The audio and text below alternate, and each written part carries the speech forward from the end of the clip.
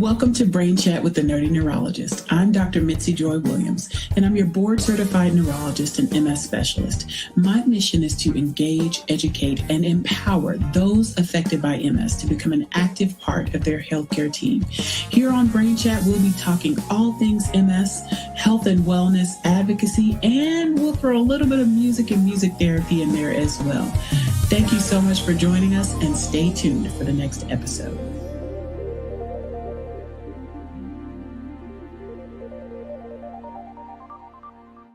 Hello. Welcome to Brain Chat with the Nerdy Neurologist. I am Dr. Mitzi Joy Williams. I'm your board-certified neurologist and MS specialist, and I am so excited to talk to you guys tonight. We have some super duper friends of mine, and we're going to talk about one of my favorite topics, health equity. You guys already know.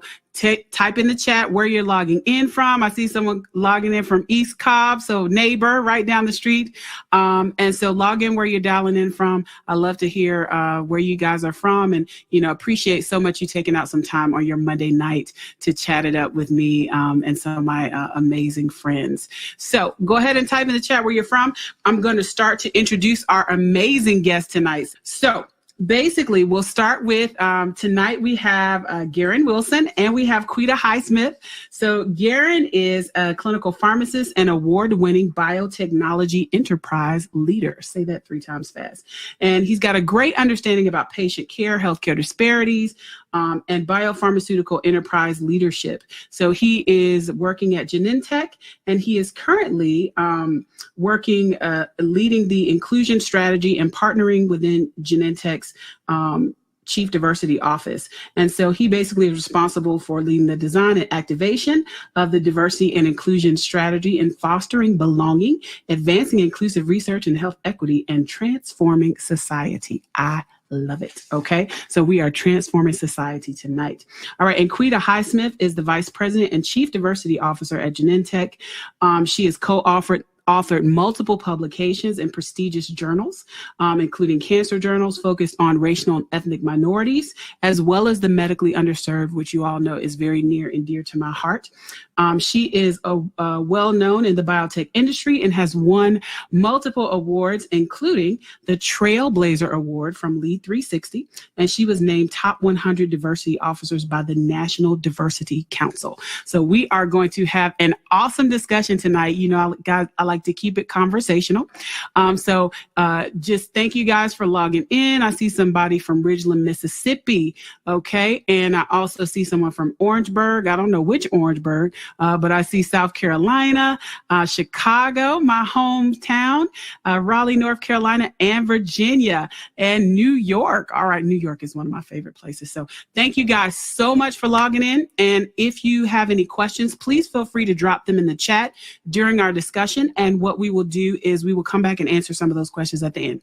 All right. So next up to the stage, let's talk to Quita and Garen. All right. Awesome. Welcome to Brain Chat, guys. Hi, Mitzi, Dr. Williams. So excited to have 2 of my amazing esteemed colleagues. I've been so fortunate to work with you guys over the past couple of years on some of the amazing work you're doing in the diversity inclusion space. And I just like to bring attention where, great work is being done. So why don't you all, I know I did a brief introduction, but why don't you tell us each of you tell us a little bit about what you're doing in the diversity inclusion space. So tell the people about yourselves a little bit. All right. Well, I'll go first. Like you said, I'm Quita Highsmith, Vice President and Chief Diversity Officer at Genentech. And for those that don't know, Genentech is considered the founder of the biotech industry 45 years ago. And so, we have a responsibility to lead. And one of the things, and I used to know Mitzi before I was the Chief Diversity Officer, one of the things that was a game-changing moment for me in this health equity space was when I was leading advocacy relations. So this is working with patient advocates. We were doing a summit, and it was just going to be about various patients who had participated in clinical research. And I could not find not one. We had a full day of patients that were going to be coming through, talking to the Genentech audience, and I could not find one patient of color that had actually participated in a clinical research. And then I started to ask them questions. Well, why is that? And that led me and a colleague, Nicole, to found Advancing Inclusive Research, which is Genentech's initiative to address barriers into clinical research and health equity. And I think that it is important for people to understand the value of participating in clinical research for people of color, so that we know that these medicines are safe and effective for us. And so it's super important if you have the opportunity to participate. So, hi, good evening, everyone. I am Garen Wilson. I am head of inclusion strategy and partnering within the Chief Diversity Office. Quita Highsmith is my boss, and and she's a boss. She's my boss lady. The boss. And she's the boss and a boss. So any permutation that you want to take with that title, it fits and it applies. Happy to be on the panel and on the line with you, Dr. Mitzi Williams. I am a big fan and admirer of your work, and have seen it in a lot of different forms, shapes, forms, and fashions. And so you continue to do your thing and excel, and glad to be in conversation with the both of you. So I have been working within the Chief Diversity Office for the past year and a half, and longer than that with Quita, as we've really built up the focus that Quita just talked about with advancing inclusive research at Genentech. It's really, I think, at the heart of it is just making sure that all patient communities have access to the best that healthcare has to offer. And we are two, witnesses, people who are working within a large biotech company. We see the scale of innovation, how much money we're pouring into research and development to create the medicines and create the type of healthcare that we can all be really excited about as we go forward. We're excited about now and excited about the future, what the future has to offer. And so, I think as a part of that type of commitment and that focus, we have to make sure that all patients can benefit from the advances that we hope to bring forward in technology, what we're bringing forward in the multiple sclerosis space now, and then what we're, hope to, bring forward to a whole host of serious and life-threatening illnesses. And we're doing a lot of powerful things. We're really combining technology, data, analytics, the ability to just take a lot of different types of data and information from patients, organize it in a certain way, use computers to really, analyze that data so that we can make better decisions. If you were to get sick, if I were to get sick, if anybody gets sick with something serious, we are starting to do some really powerful things with that. And it's exciting. And we really want to make sure that all patients benefit. And so that's really part of the charge that I've been really passionate about in my time working with the team on advancing inclusive research. I've loved having the opportunity to be on platforms like this, to be in discussion with thought leaders such as Dr. Williams and others within our external council for inclusive research. When I came on board, really we were launching the external council for advancing inclusive research, which is the creme de la creme of thought leadership in oncology and ophthalmology and neuroscience.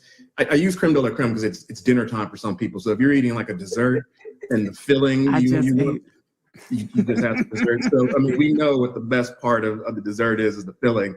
And we essentially replicated that for thought leadership in medicine, and got a chance to really learn from the external council. They've helped shape and create, what we do in the organization, and they're holding us accountable for driving change. So as I mentioned, that we all have access to the best that healthcare has to offer. And so I'm glad to be a part of conversations like this and to answer any questions that people may have about, what that entails and what we're trying to do.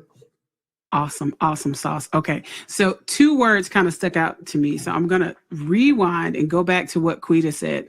There was a word that you said, Quita, that really stuck out to me, and that is responsibility. So one of the things that I think is really important to highlight is that each of us has a role to play in improving health outcomes, right? I think the kicker for me was when I was practicing, 4 or 5 years ago, I was working at this big MS center, loved what I was doing, loved treating patients, but I was giving all these talks about MS in underserved populations. And it was actually at a conference where I sat and talked with both of you before, all of this work got started with the council and all of that.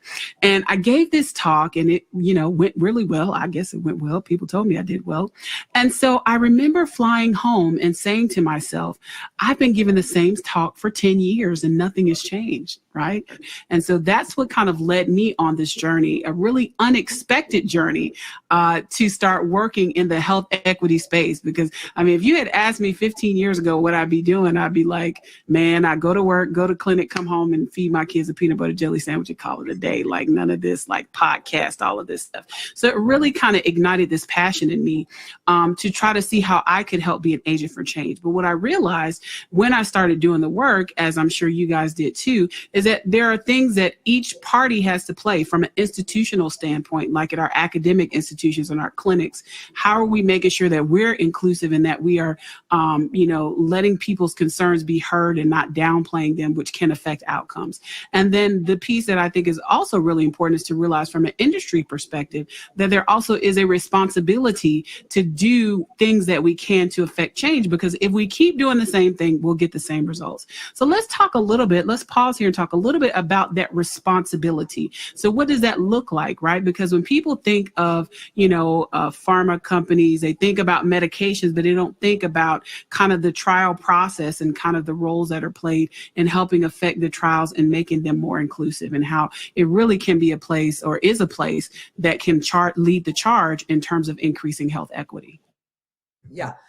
I'll jump in here, because when we first started this work on advancing inclusive research, it was met with resistance, right? Because I was not on the research team. So, a number of people was like, Q, you need to stand down. You're not in development. You don't know about research. And I'm like, you're right. I'm not in development. But what I do know is what's going on with 90% of the patients in these clinical trials being white. And even though that is not representative of the disease, I know we need to fix this and we need to get on the right side of history. So I do know that all of us have a responsibility to raise our hand. And you can do that from any seat that you're in when you see something that is not right.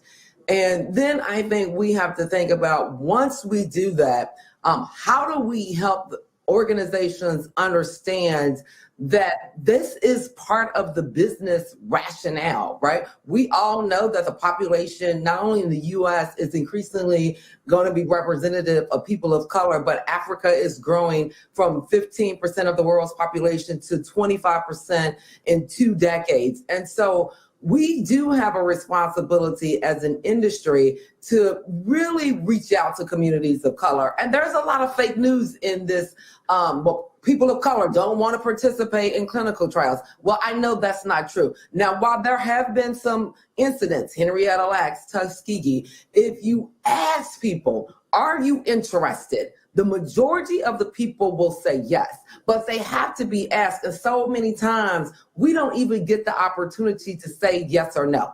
So we've got to first ensure that every patient that is interested in participating gets that chance. And then we have to make sure that the investigators are sensitive to the patients that they are trying to recruit, and take their own biases out of the mix. Because I personally have participated in clinical research, and I can tell you the bias that I felt made me say I'm not interested. And luckily, I knew the CEO of the company that was doing the trial, so I told on that company, and let me tell you, they changed their whole attitude.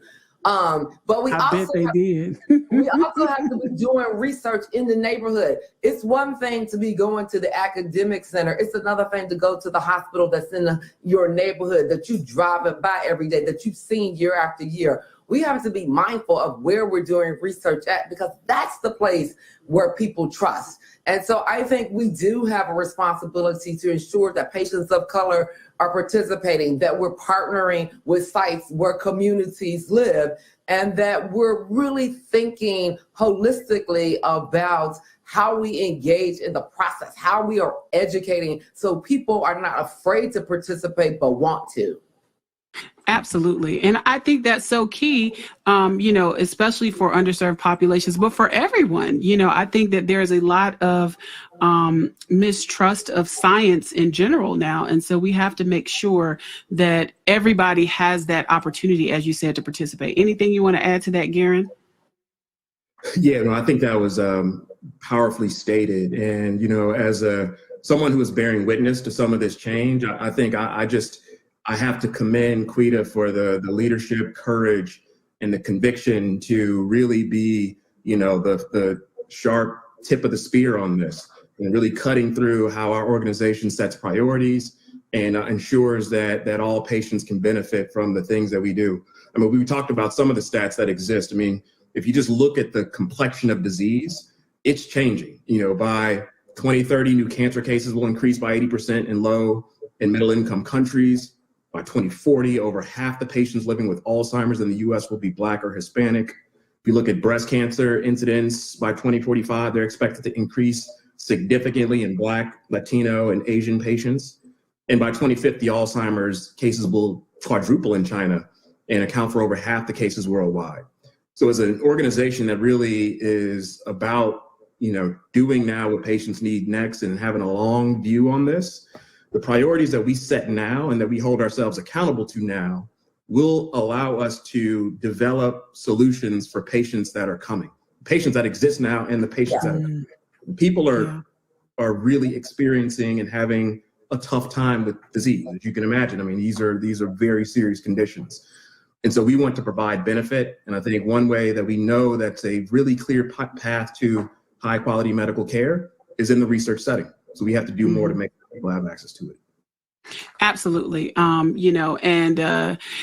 It's so great that you said that. Let's talk a little bit about personalized medicine. I'm going to throw this one at you, Garen, because I know that that's something that you do a lot of work with. Let's talk a little bit about personalized medicine, right? This idea of being able to come up with an individual plan for the person that's sitting in front of us, and how it's so important for us to have that diversity of people in our research so that we understand how to create those plans for each individual person. Yeah. It's a great question, something I am really excited about. I mean, I think for the people that are tuning into this conversation, I'm sure you're looking at this either on your computer or you have your cell phone handy.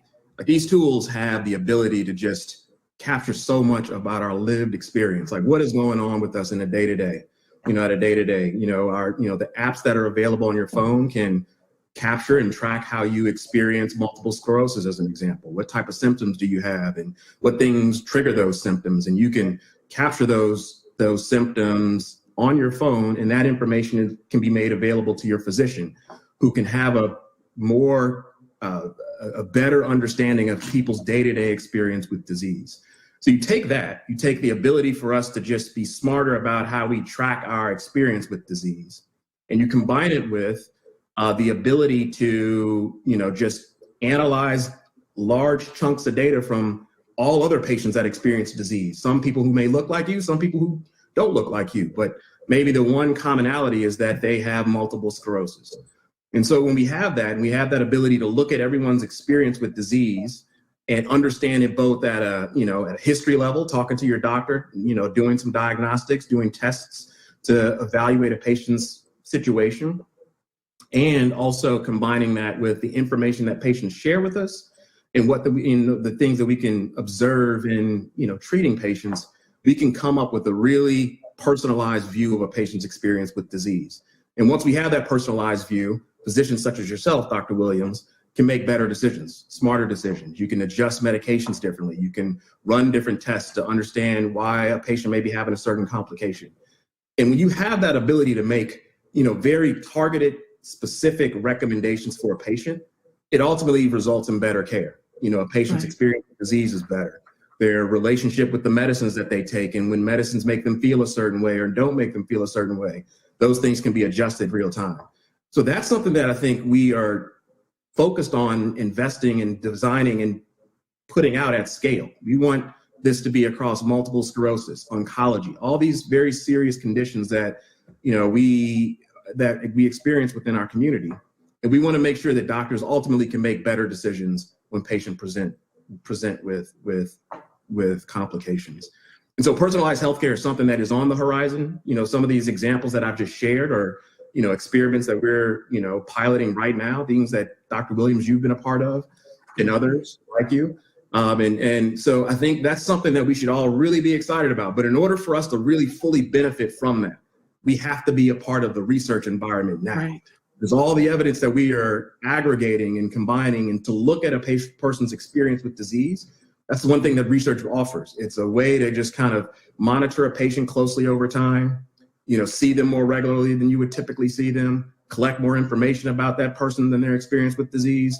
All of those are the conditions that the design of personalized healthcare are built on, and something that we need to be a part of now, so that, and our parents, our grandparents, aunts, uncles, cousins, all of us need to be in the mix right now, so that these tools and this innovation applies to us 5 years from now, 2 years from now, a year from now.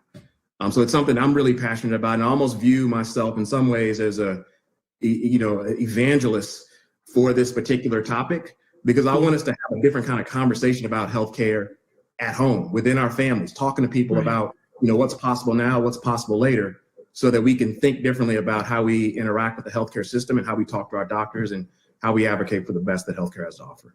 Let me jump in here though. Jump in. So for the audience, so just so y'all understand what he's talking about, where he's saying, that the healthcare that you want for the future.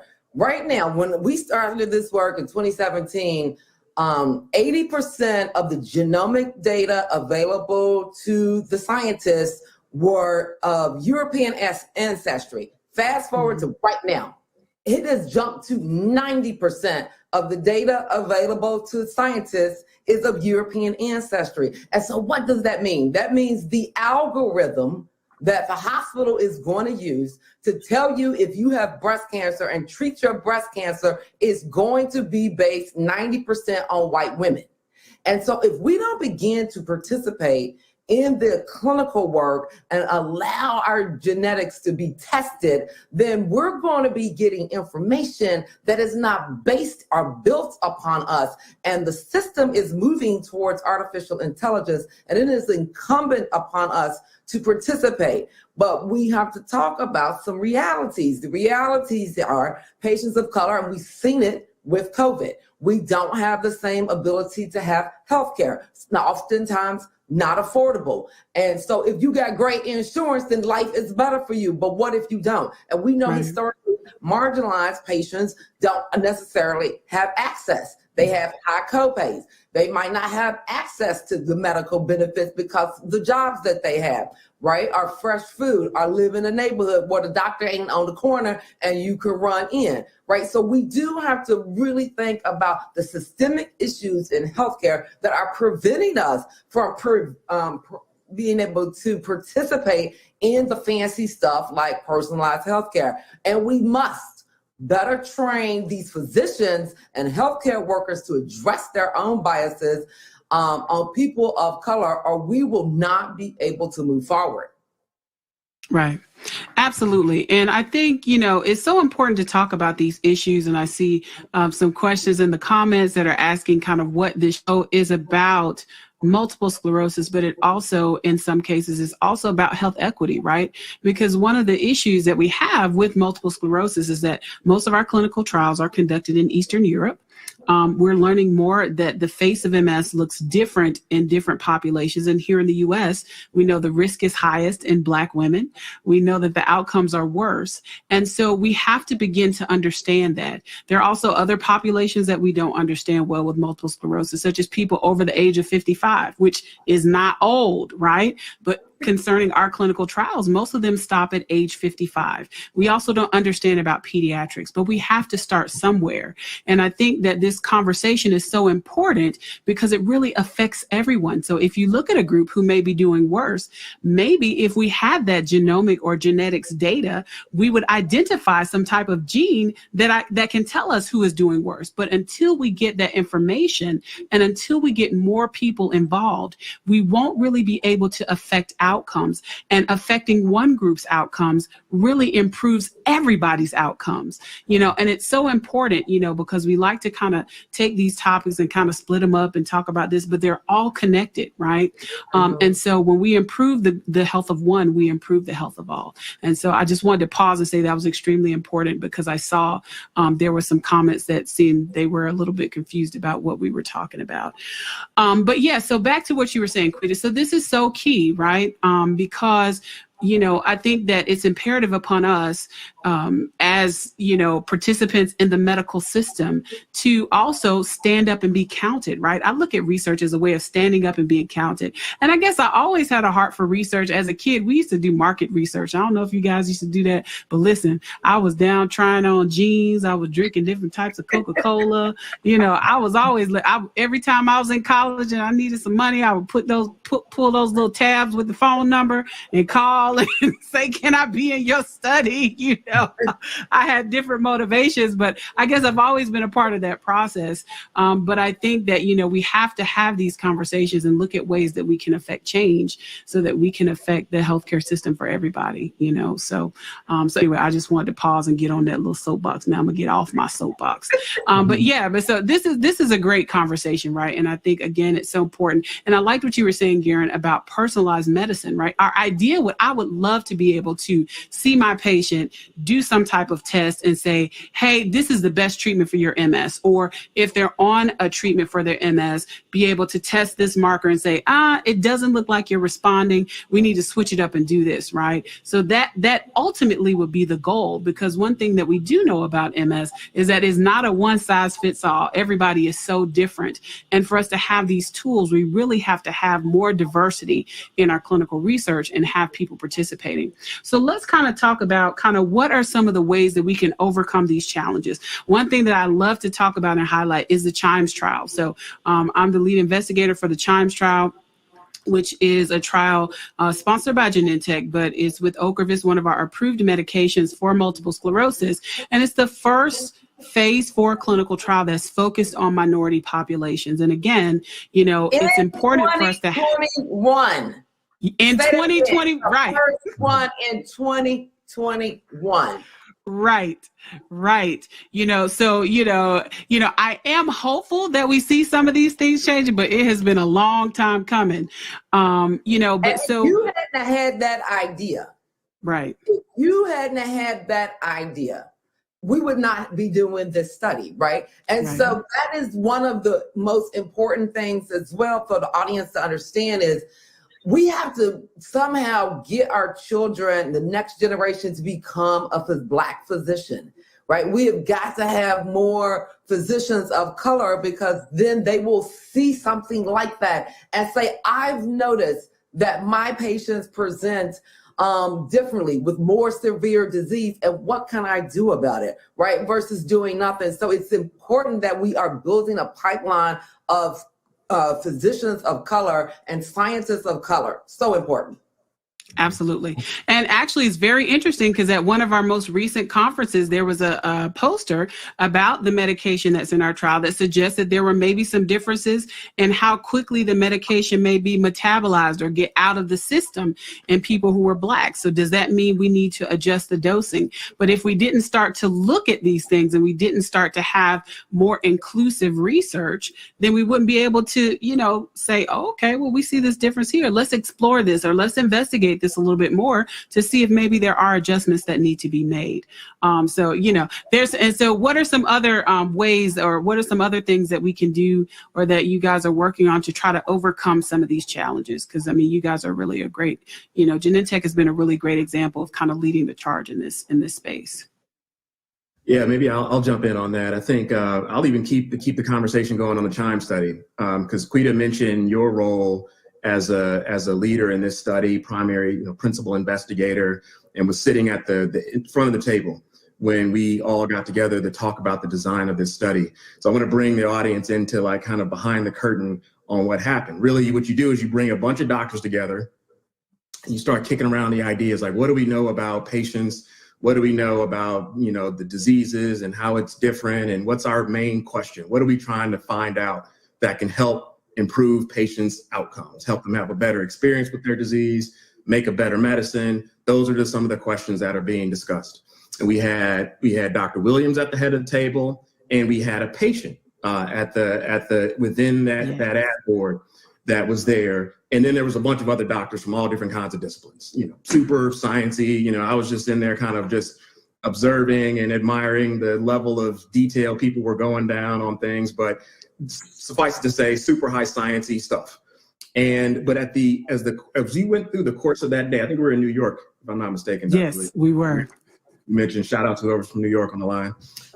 We were in New York, and by the end of that presentation, most of the questions were actually being directed towards that patient who was in the room. It was a Black woman who had MS and had, just a long experience with the disease. And she was almost holding court in that conversation wrong. These thought leaders from all over the country, flew in people from all over the place. And she was the one that was answering most of the questions. She was the one that all the physicians were directing questions to, like, if we were to do this, do you think this would be meaningful? It would be some science related questions. She was able to handle that. It would be just general, how would you be able to tolerate this type of test? If we were to do a certain kind of test, would you be able to handle it? And I think what that showed me, and I think it shows all of us, is that, we have to have physicians from all the communities that we want to, develop stuff for. And we have to have patients, able to communicate their perspective and be a part of the research process. So having patients involved, getting them in when we are thinking through a study, getting them involved when we're thinking through, how do we, create value for patient communities. We have to make sure patients have a seat at the table and they have a voice and are empowered to use that voice and drive some decisions when we're there. So that's one important thing. And I think another piece that I'd add is just really being present in these type of forums. I think oftentimes what we found is that, industry will have conversations among industry admiring this problem. Like, we need to help diversify clinical trials. And, we talk around a bunch of people that, look like us, sound like us, think like us, kind of in our own echo chambers. And then what I have found is that really the power where we can find the most solutions that are practical, they're pragmatic, they're just common sense, is when we show up at forums like this, when we show up at, there's other platforms that do community-based events. Us being present in those events, we get amazing ideas. I was at an event that was hosted at The Ohio State a couple of weeks ago. Same type of forum. We had some physicians, some Black doctors who, had positions of power and influence within the cancer center, had created this community-based conversation. And we had a person from the local news that was on the panel. We had a person from the community organizer, and that was the other kind of perspective that was offered there. And then we went out into breakout rooms. And when we were in those breakout rooms, people are like, have you guys thought about, going into Clubhouse and bringing this conversation up at Clubhouse? That's a forum and a platform where people are having this type of discussion. You'll get some great ideas. You'll start to engage the community on this particular topic and really push health equity forward. So those are the type of, think of practical, tangible things that we should do as an organization beyond what Quita mentioned at the beginning, which is establish this as a priority within the organization, set some real clear goals, hold the organization accountable, having an external counsel like you to keep us honest, to tell us what we need to do, but then also to keep us honest on the progress that we're stating that we're trying to make. And then really just getting out of our echo chambers and immersing ourselves within the people that we're trying to support and help. And I think those things start to move the needle and get the job done.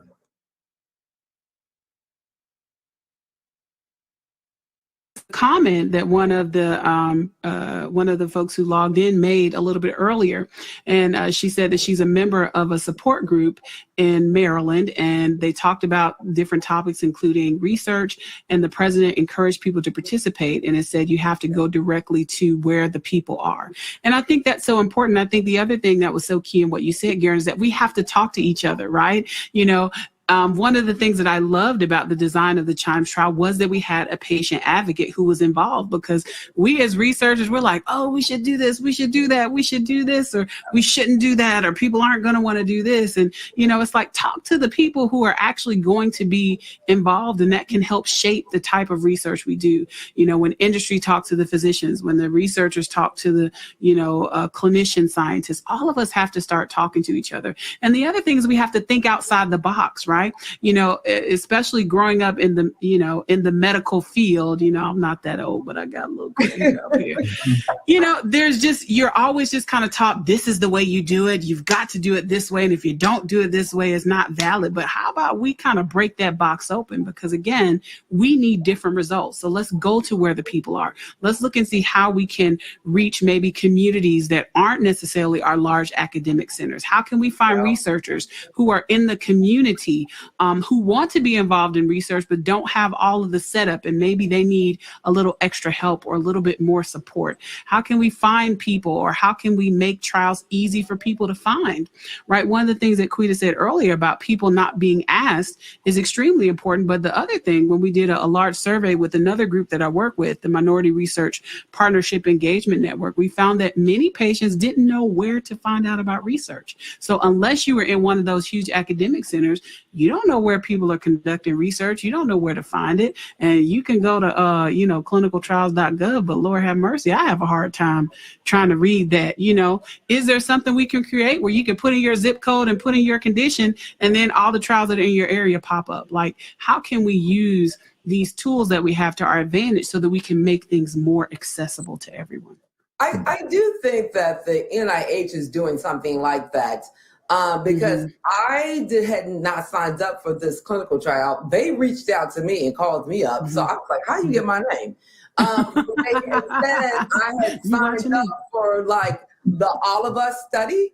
And so somehow or another, they had a system to do that. But I think one of the things that you were bringing up about like reaching communities, the one thing that we have to do, and during this whole COVID, I feel like we got to stop blaming patients of color. It's like, well, if they wasn't this, if they didn't do that, you know, like stop it. We have to address these real concerns that people have, and we have to address systemic inequities. And I think one of the things that we have to be thinking about is, how do we actively speak about the value of clinical research? And I'm going to give an example. This is not about clinical research, but when we were flying all the time, I signed up for Clear so I could get through the airport faster. And my husband was like, I'm not going to give the government my eye scan. I'm not going to give them my fingerprint. I was like, well, okay, I'm going to see you on the other side, because I'll be in the lounge and you'll be right. Right? So you go through that long line if you want to. And then you can be like, you know what, I'm going to do it, because he saw the benefit. So he ended up doing it, right? But we have to teach people about the benefit of the value of why you should participate. And I think for us, we're thinking about how do we engage the community? And we know that for the community of color, it's the 3 B's. It's the bishop, we're all at the church, it's the beauty shop. Luckily, I got my natural now, so I don't have to go so much. And it's the barbershop, right? But like, we got to go to where people are in the community and then speak about research and about opportunities that they have to participate. We got to go to where patients are, because there is a lack of trust in the healthcare system. Absolutely. And I think the other thing to keep in mind is that there's more than one way to do research, right? So for some people, I mean, when we talk about distrust, you know, certainly there are things in the past, but there was a recent study I was reading that said that a lot of people have distrust because of what they experience today, right? So it's not like I'm thinking about Tuskegee. I'm thinking about when I went to the doctor last week and they didn't believe anything I said, right? So there's certainly many systemic issues that we need to address. But I think that, you know, with research, sometimes you just dip your toe in first, right? So maybe a registry, something that involves questionnaires, right? And you see the results of that and you see the benefit of that. And then you say, oh, okay, well, that was kind of cool. Well, maybe let me try this exercise study. Okay, so exercise, or this dietary study. And then maybe you work your way up, right? But I think that there is a place for everyone to participate and help. Whether you decide to go into a clinical trial with a medication or not, there is still a place for everybody to participate and to help expand the body of knowledge so that we can get to that goal of personalized healthcare. Yeah, I'm a believer that sharing is caring. And in this situation, you're caring for one another by sharing information about your own experience. And I think that that's something that we just generally, I think, struggle with within the Black community, just talking about our health, certain health conditions. I mean, I can think about my mom, like she's had experiences with certain things and she's not inclined to talk about it. I think in some ways, some people just feel like it's, you don't want that kind of attention. You don't want to, put yourself out there in that way. But I think when we have some of that kind of apprehension about sharing what's going on and in different ways, like you mentioned, like a registry, and I want you to talk about that a little bit, actually. Yeah, of course. If you're not sharing simple things like in a registry, that your experience, it can't benefit and can't provide care for the rest of us. And I think that's something that as we kind of continue to have this kind of conversation, I hope that we, at least trust one another, trust when we're talking about these type of topics on our platforms and within our spaces that we can invest in and curate, that we start to create those conditions in that environment where people are more comfortable expressing themselves, talking about their healthcare, talking about their experience with diseases, and for the benefit of the broader community that may, extract some benefit from that. So to that point, if you can, like what excites you in MS? Because I've heard you talk about registry. Yeah. So, tell us a little bit about. Yeah, so there's so much exciting stuff going on in MS. So certainly the Chime trial, I'm super excited about. But the National African American MS Registry, so it has been a dream of mine for probably about 10 years to start a registry focused on African Americans. We have many registries in MS. Many of them are amazing and doing great work. But because of my passion for underserved minorities, and specifically to better understand MS in the Black population, I've always wanted to help create a registry. So the opportunity presented itself. Myself, Dr. Annette Okai, who is in Dallas, Texas, Dr. Annette Howard, who's in Houston, Dr. Stan Cohen, who's in Portland, and our newest member, Dr. Dorlin Kimbrough, joined on. He's at Duke. And so we decided to come together and start this registry. And so we rolled out in September. We've got about close to 300 people enrolled. We're about to present results for our first 100 surveys. And we're really trying to better understand some of the risk factors. Are people getting to care in time? We're also asking questions about research. And surprisingly enough, although many of the patients, the majority, were seen by neurologists and specialty centers, majority of them had never participated in research and hadn't been asked. So there's a lot of work that needs to be done, even amongst those who are, in the space and who are, I won't say woke because that's kind of retired right now, but aware, right?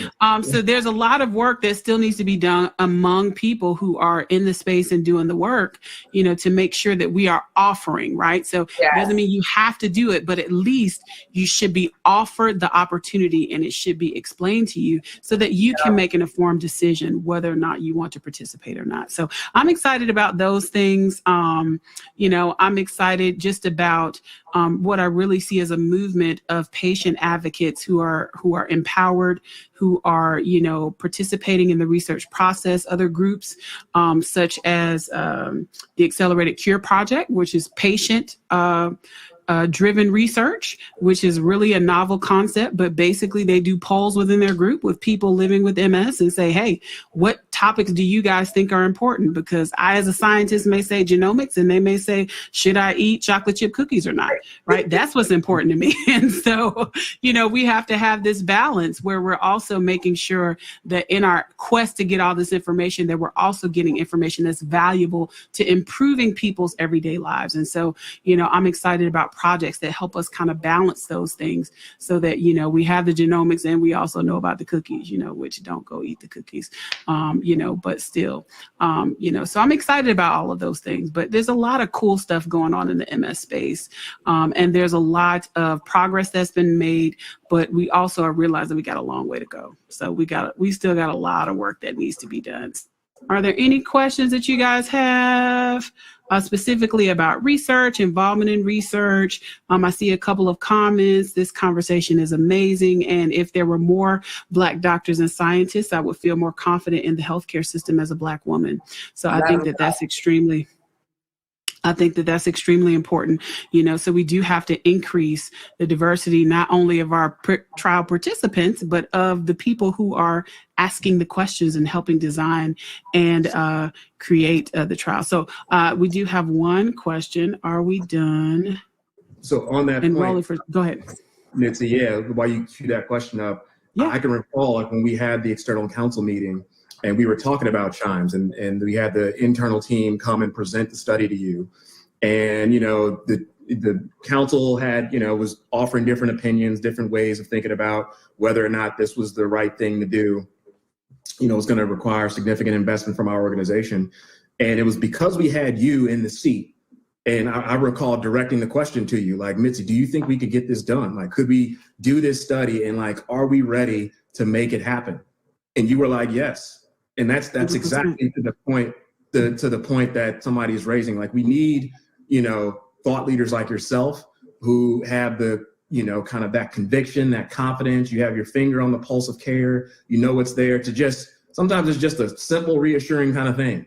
Yes, right. Let's do the study. Right. Because otherwise, you mentioned this earlier, we're in our boxes and different companies are in their boxes. And, as the companies get bigger, sometimes the boxes get smaller because we are trying to kind of protect things, or we don't want to rock the boat, or we kind of have conservative practices that, we feel like if it's worked well in the past, we just keep doing this. And I think across industry, all the major kind of players, industry, healthcare providers, doctors, they put themselves in boxes. And I think in some ways, this health equity challenge requires us to break out of these boxes, because this type of challenge has so many tentacles to other things in society that requires out of the box thinking.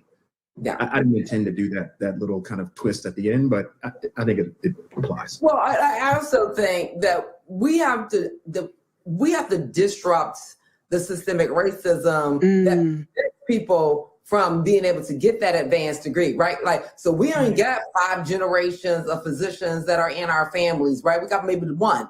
And so now how do we get the kids in our community to be interested in science, to say, I can do it? And how do we sponsor them? Because it's a lot of money to potentially be, 8, 9, 10, 11 years where you got to be paying to go to school. And so that is a high cost burden that students have to bear. And we are not coming from generational wealth. So now we got to have all this loans and money that we've got to try to get. And that prevents us from potentially going. There's a statistic that says we haven't increased the number of Black physicians in 30 years. Right. It's the same percentage. Black women make up 2% of the physician workforce.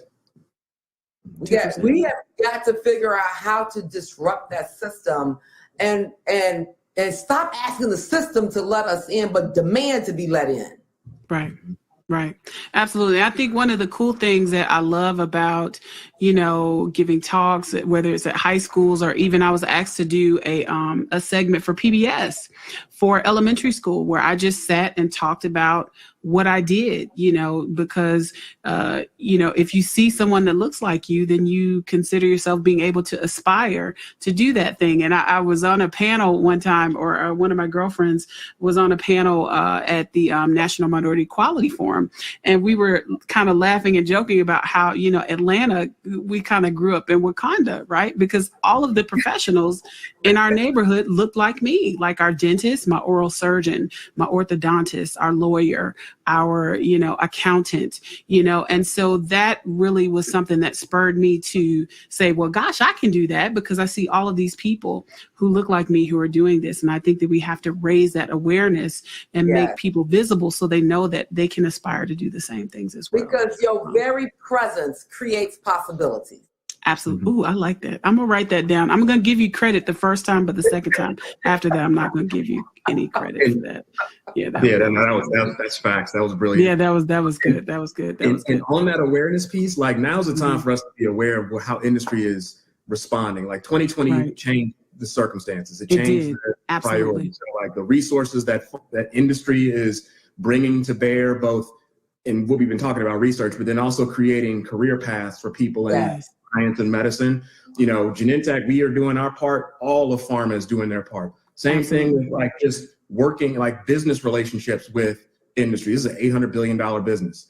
And Genentech, we're committing to give $1 billion to diverse owned suppliers, people who, can help make medicine, but people who can just deliver products and goods and services to our company. There's an opportunity for those that own those businesses. That's an industry-wide thing. Other companies are doing the same thing. So in terms of awareness, like, there's a real clear opportunity for us to connect to this system in a different way, in a powerful way, creating more future leaders in it.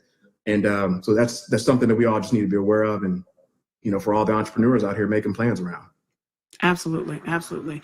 Okay. So our time is winding down. I don't see a lot of questions. I see a lot of comments that people enjoyed the conversation. There was one question about, are we still enrolling in Chimes? The answer to that is yes. And the Chime study is listed on clinicaltrials.gov and also on gene.com. And so if people are interested, they can see what sites are enrolling if there's some in their area. I also saw someone who asked if there were sites in New York. The answer to that is yes.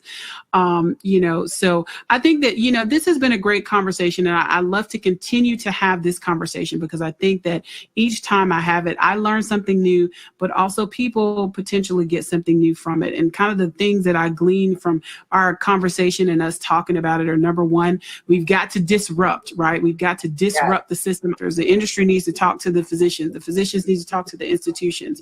And we all need to talk to the patients, right? The people who are, you know, going to be involved in these studies. And we need to also, if we want to increase diversity, reach people where they are, get out into the community, and stop kind of sitting in our ivory towers expecting everybody to come to us, but really to put our hands out there and touch the people and, you know, explain to them the importance of getting involved in this work. So I hope that everyone is going to go find themselves some kind of survey or something. If you go to the, you know, to the market research and drink some Coca-Cola, do that, but get involved in some research, preferably with MS, preferably with some conditions, so that we can all make the care better for everyone. So I want to thank Quita and Garen, Dr. Garen Wilson and Quita Highsmith. You guys are amazing. I'll have to have you back to have this conversation again. But I think that, you know, this is so important. This is important work. And now is the time to strike. And now is the time to get it done. Like, the tide has definitely turned. There's a lot of focus on this area, and there's a lot of work that needs to be done. And there are great people like you guys that are getting the work done. So thank you all so much for tuning in. And we will see you in 2 weeks on Brain Chat with the Nerdy Neurologist. Have a great night, everybody.